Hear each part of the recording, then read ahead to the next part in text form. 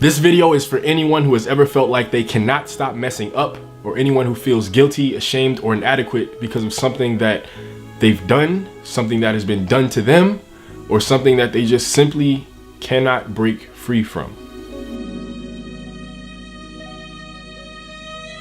Over this summer, I released a few videos in a series that I called The Light Challenge, where I talked about overcoming something that was the source of a lot of darkness in my life. It's a problem that most are ashamed to talk about because it often makes people feel very uncomfortable. And for a while, I was too, even after it was no longer a problem for me. However, darkness can only continue to exist until you shine your light into it. This darkness needs to be exposed, so I'm gonna shine my light into it by talking about it openly. At the end of 2016, I was totally freed from my addiction to pornography and masturbation. Recently, the fact that I was coming up on a year without messing up was, in my mind, a huge milestone, but it became a stumbling block. I began to ask myself questions like, what if I mess up again? Would that mean that I'm no longer free? Would it mean that I was never really free in the first place? Doubt began to creep in.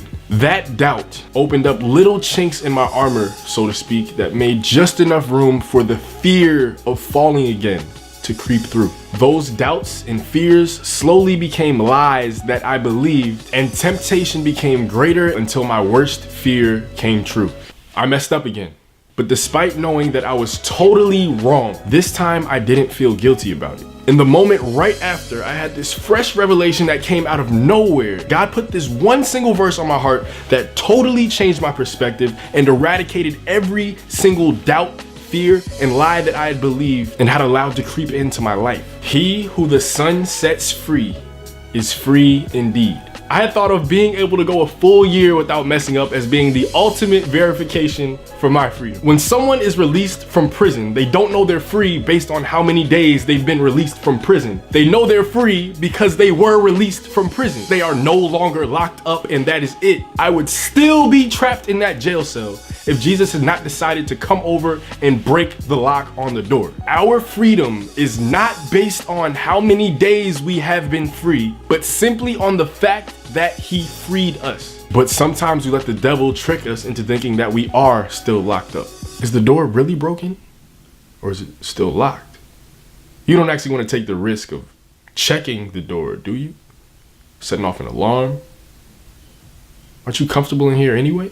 Pondering on questions like these slowly leads us away from the truth until we are spiritually weak enough to believe made up answers that are nothing but lies. Believe me, I had honestly hoped that I would never have to see myself sitting here making this video on this topic. But now I see that God is using my fall to benefit you and glorify him. So if you get nothing out of anything else I have said in this video, I want you so badly to please understand this. What you are struggling with, what you have done, and what has been done to you does not define you. When we know the truth, then we don't believe the lies that we are told. But if we don't know the truth, or even doubt it, then we will fall for anything.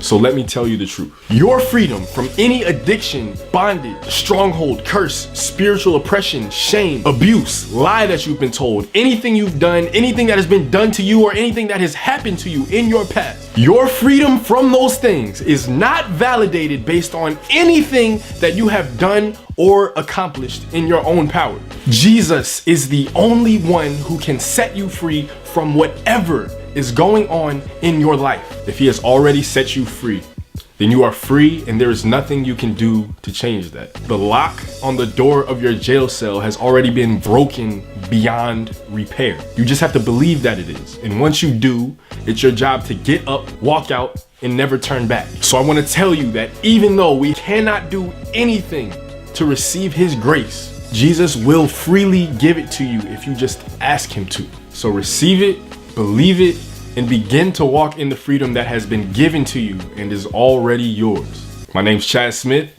and thanks for watching.